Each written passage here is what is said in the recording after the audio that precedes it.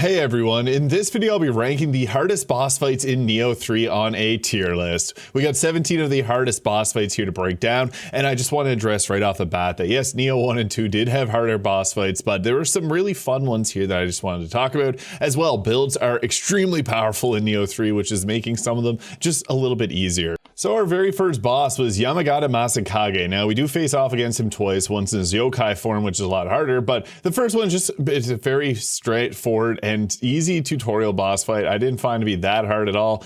It does have a multi-hit attack there you can see, which can drain your health really quickly, but overall, this one wasn't too bad. As long as you knew to switch to your ninja form and use your tools and how to replenish them, you would have no problem with this one. So the very first fight I would have to say is C tier. And next up we have Jakotsu-baba. Now this one was quite a challenge. This was the tutorial final boss. If you played the game when it was just in the early demo form, this was the hardest boss that you had to face off against. This is because his attacks will just drain your entire health bar, and he's got huge reach as you see there. This fight you can kind of cheese it by getting the uncanny bubble and then also using the shuriken. So as long as you know to explore and get some ninja tool upgrades, it makes it a bit easier, but this is still quite a challenging fight overall just because of the huge reach that this boss has. You have a few opportunities to get your ninja tools back, but I found the best strategy here was to get away from him, throw your crap at him, get back in, replenish it, and try to stick to the backside if at all possible, but very tough fight. And if you know to save your living artifact for the end here, you can help trade blows and just makes it a little bit easier. So yeah,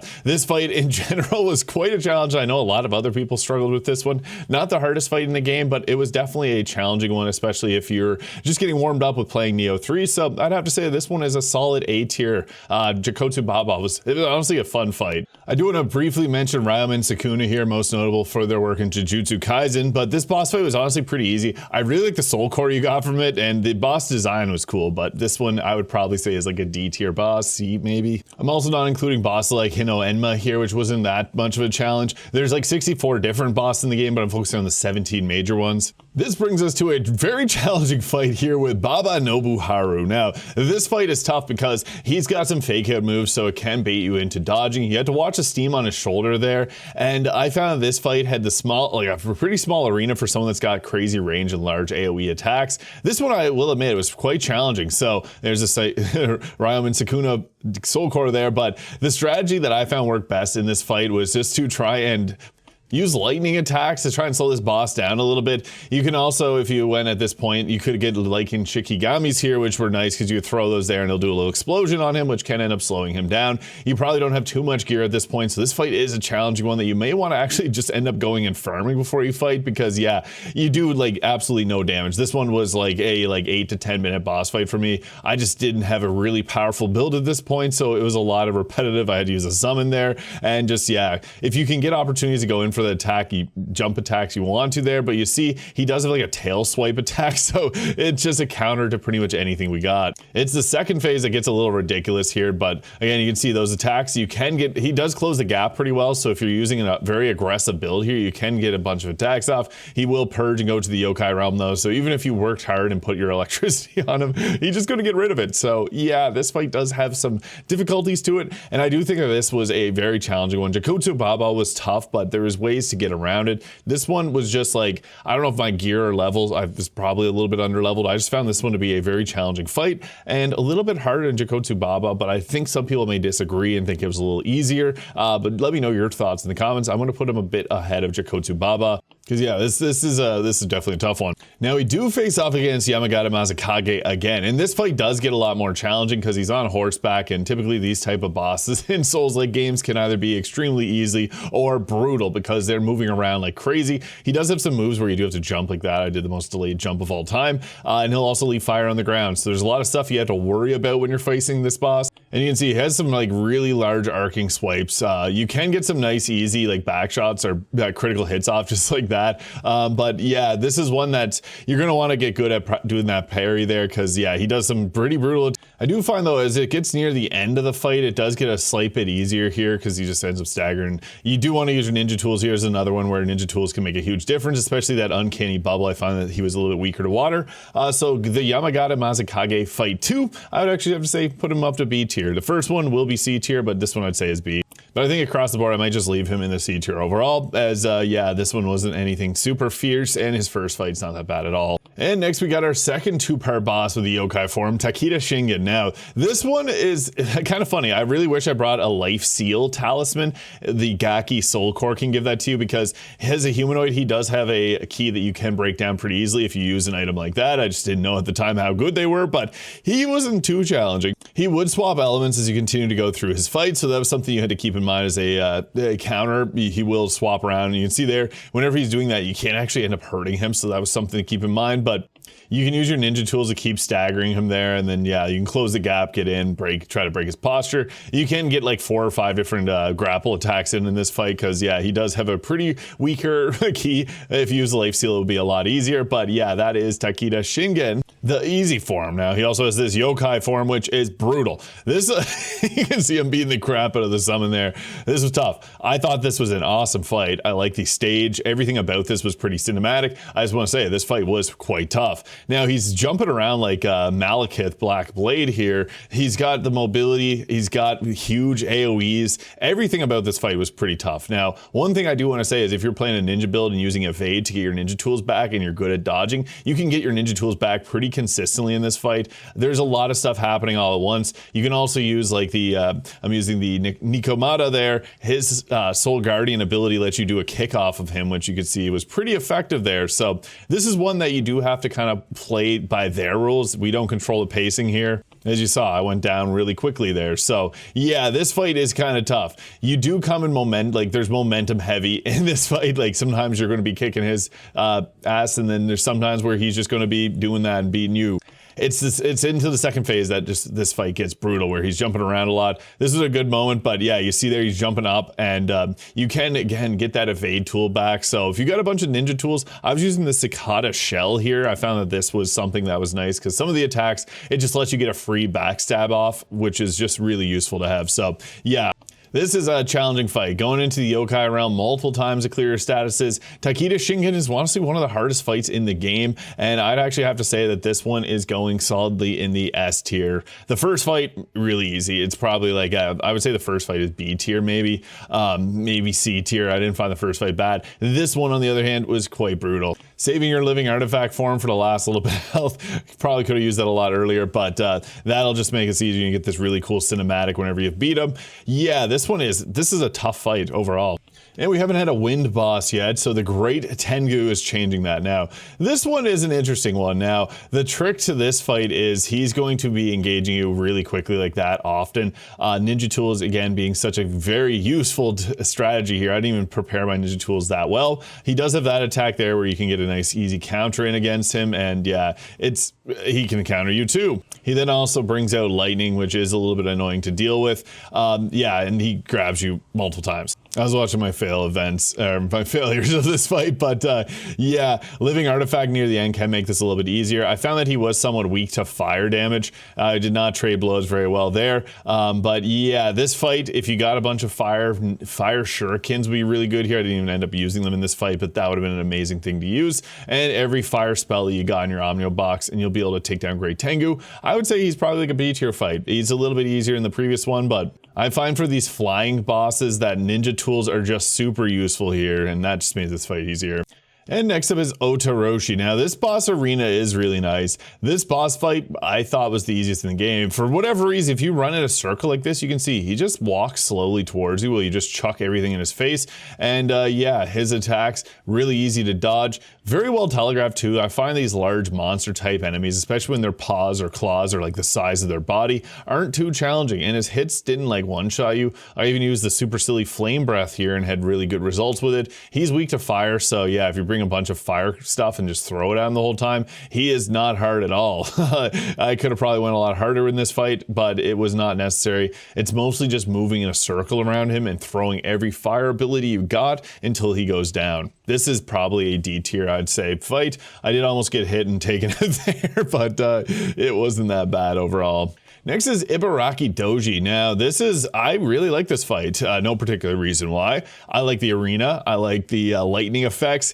It's actually kind of a tough one. With these lightning style bosses though, the biggest thing you can do to make this easier is to go into your inventory, look at your talisman, and put on a lightning Omamari. It's going to give you a huge resistance to lightning. If you kept the ones you got at the very start of the game, you will likely have some really good lightning resistance ones. She's mostly just doing lightning damage, so you can basically make this such an easy fight. But if you're going at this without it, she's got really fast attacks and she does distract you a little bit. So upon getting into the second phase, she does bring out some more large sweeping attacks, which are kind of difficult to deal with because you do have to jump over them. It's a lot to deal with, and yeah, they do hit hard. I think the hardest part about this fight is just there's not a lot of really good openings for her. So yeah, whenever you do get them, you obviously want to take them and use a bunch of fire. Again, that'll make it a lot easier, and that'll take down Ibaraki Doji. I don't think she was that bad of a fight. I'd probably just say like a high C tier. I think the fight was pretty fun, maybe like low B tier. It wasn't that bad, in all honesty. I do like the soul core she gives you.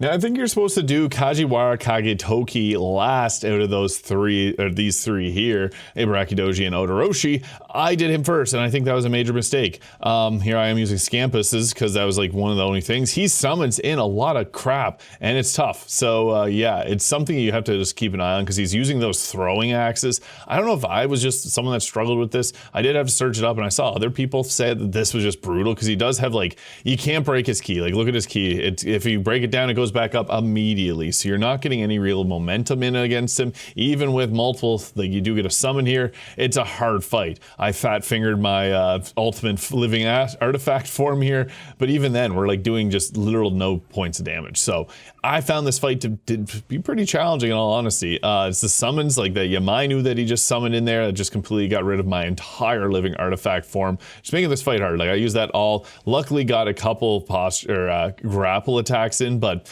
spamming all our ninja tools, literally every trick I had to use to get through this boss fight. I don't know what it was just so challenging, but yeah, his throwing axes there, look at that, takes out your entire health bar and poisons you. It's brutal. It's just he has so much like hyper armor, impossible to break his key unless you're like having a really good lucky streak. And this bullshit ass Mizuki that he summons in, it was a lot. This fight is quite challenging. I don't want to put him in the S tier, although I do think that this one, like, it was definitely one that I struggled with. And I don't know what it is. This summon here, I really liked when he brought it out. If you weren't like distracted, you could avoid getting hit with that little extra attack. But yeah, I'd actually have to say that Kajiwara Kagetoki, I'd have to say he was like I put him at the top of the A tier. I think this fight was actually quite challenging. And next is Minamoto No Yoritomo. This fight actually super cinematic, but nothing super fierce. Like he does have some wind-based attacks, so you can again bring any type of resistances to wind to make this a little bit easier. Sloth Talisman obviously making a big difference. Like I was able to get some poison off on him as well. The Sloth Talisman makes a lot of these boss fights much easier, so I'd recommend that into them just because it lets you get your attacks, and I think that's what makes this game a lot easier, is using tools like that to be able to take down the bosses. I guess the main thing to watch out for is his large sweeping attacks that he does whenever he goes into the second phase, like relatively early on. Just another boss that's flying around often. He does have some pretty large AoE attacks, so you can get some evade and get your ninja tools back that way, but yeah, you want to be using them often, kind of similar to Great Tengu in that sense, where they just fly around a lot. I didn't find this one to be that bad though. It's probably like somewhere around Great Tengu level. Like I could see this being a challenging one for some people, but I didn't find it to be that bad.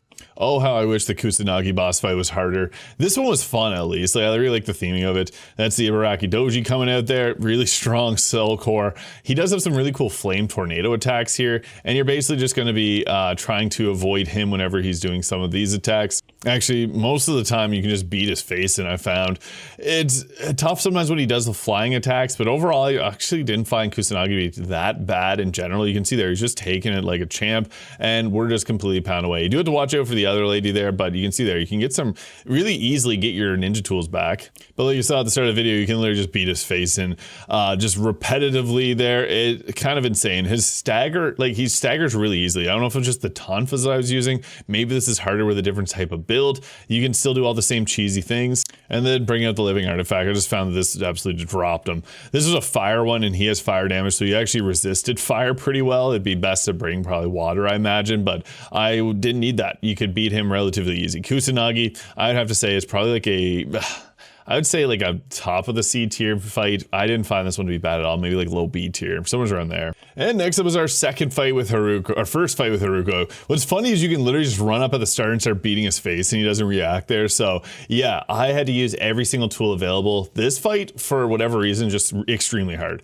I think this could be one of the hardest fights in the entire game. And I'm having a really solid start here just to show.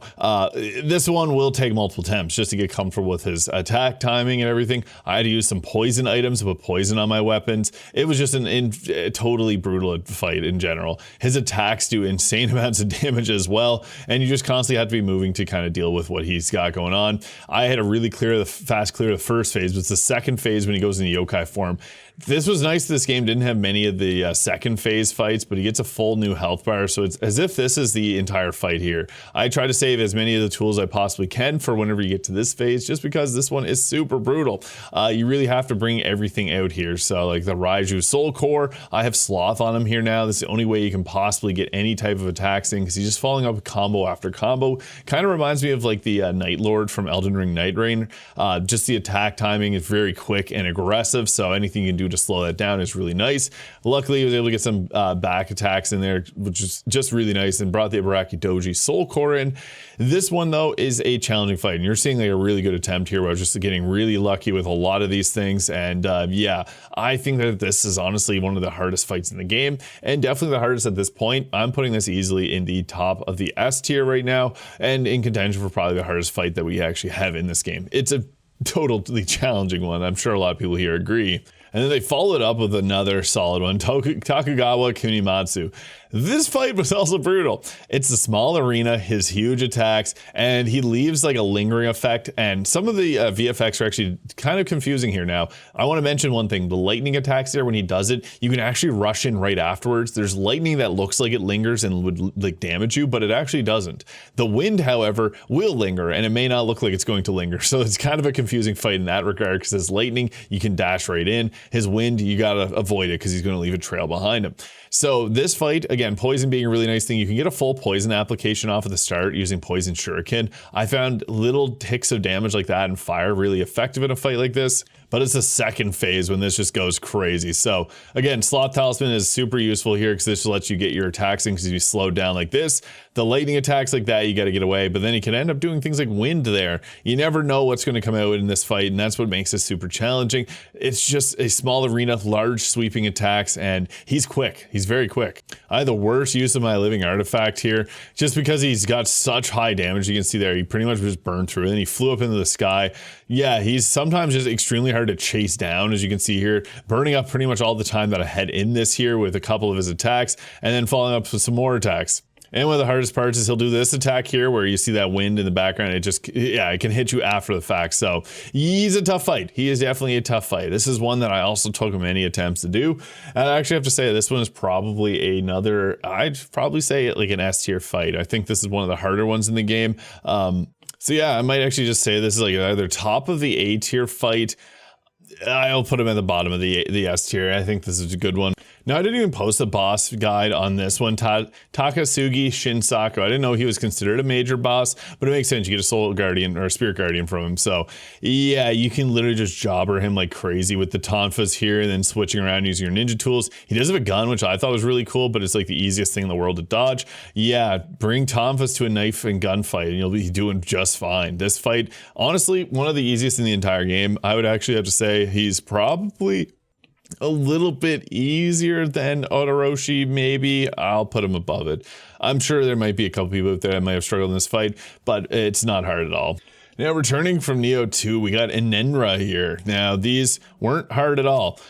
They have I just feel like they're just not a challenge. Fire damage is pretty much what they're going to be doing. So if you have any fire resistance gear, bring it out. Lightning, it seems to be their biggest weakness alongside water. So if you got both of those elements, you'll be laughing. Enenra does have a large health pool, but you can see there, you can be extremely aggressive. I'm just like completely spamming all my ki away. It was such an easy fight. I honestly not going to talk about it that much more because it's going right into the D tier. I think that this was I'm going to put it just below the gun guy, but he does have some pretty heavy hitting attacks there. So if you do get hit, it kind of does suck, but yeah, it's not that hard to avoid his attacks. Now, another enemy that is becoming a regular enemy a little bit later on in the game, Nuribotoke. This is kind of similar to what we just faced off against with the Enenra. It does have a fun second phase where it turns into this freak.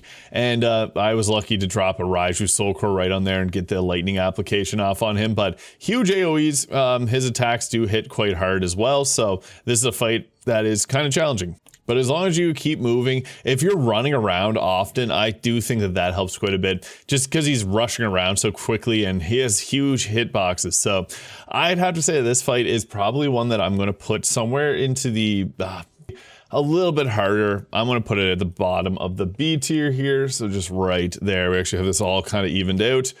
Tokugawa Yoshinobu and Okita Soji. These were crazy. This was actually insane. I actually heard from some people in comments that you don't even have to fight Okita Soji beforehand if you do something a certain way.